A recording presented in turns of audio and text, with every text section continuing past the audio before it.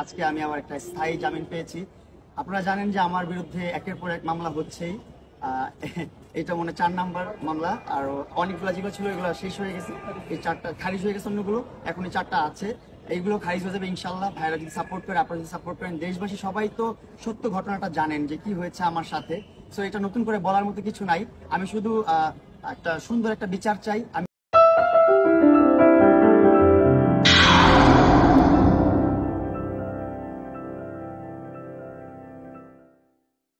বিষয়টা হচ্ছে আজকে প্রিন্স মামুনের যে মামলাটা শুনানি ছিল, আপনারা নিশ্চয়ই এটা লাইভে দেখেছেন। প্রিন্স মামুনকে তার বাসায় আটকে রেখে তার সাথে একটা জোরপূর্বক একটা সমঝোতা যেতে চেয়েছিল। এই ঘটনায় প্রিন্স মামুন লাইভে এসেছিল। এই ঘটনার প্রেক্ষিতে সে ক্যান্টনমেন্ট থানায় একটি মামলা করে, যে মামলার নাম্বার হচ্ছে 4-5-2025। এই মামলায় প্রিন্স মামুন ইতিপূর্বে মহামান্য হাইকোর্ট থেকে জামিন নিয়েছিল এবং হাইকোর্টের নির্দেশনা মোতাবেক প্রিন্স মামুন বেল বন্ড জমা দিয়েছে এবং পরবর্তীতে কোর্টে সারেন্ডার করে, এবং আজকে সেই মামলার পূর্ণাঙ্গ শুনানি আনতে বিজ্ঞ আদালত শুনানি করেছে। সেখানে রাষ্ট্রপক্ষ উপস্থিত ছিল এবং আমরা শুনানিতে বিজ্ঞ আদালতকে আমরা বলেছি বিস্তারিত, এবং যে এই মামলার সুনির্দিষ্ট কোনো অভিযোগ নেই, যেটা মহামান্য হাইকোর্ট ডিভিশন থেকে যে বেলটা দিয়েছে, জামিন দিয়েছে, সেখানেও মহামান্য হাইকোর্ট এই বিষয়টা স্পষ্টভাবে বলেছে এখানে সুনির্দিষ্ট কোনো অভিযোগ নেই। এই প্রেক্ষিতে বিজ্ঞ আদালত সন্তোষ করে প্রিন্স মামুনকে স্থায়ী জামিন দিয়েছে।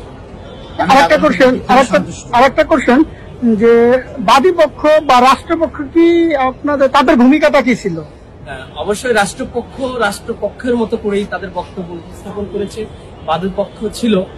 বাদী পক্ষ সেখানে উপস্থিত ছিল, বাট বিজ্ঞ আদালত আমাদের বক্তব্য শুনে এবং রাষ্ট্রপক্ষ শুনেছে এবং বিস্তারিত বলে সেখানে আমাদের প্রিন্স মামুনকে স্থায়ী জামিন দিয়েছে।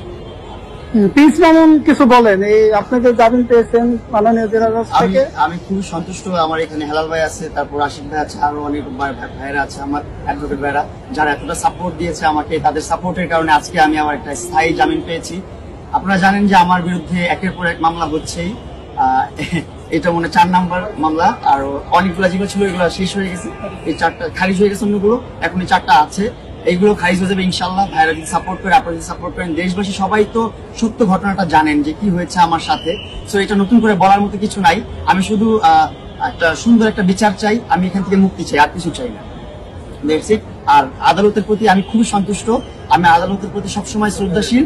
আমি ওনাদেরকে স্যালুট জানাই আমার অন্তরস্থল থেকে। আজকে যে একটা শুনানি হয়েছে, সরকারবাদী যে ছিল উনি এত সুন্দর ভাবে কথা বলেছে, আমার খুব ভালো লেগেছে। আমি শ্রদ্ধাশীল।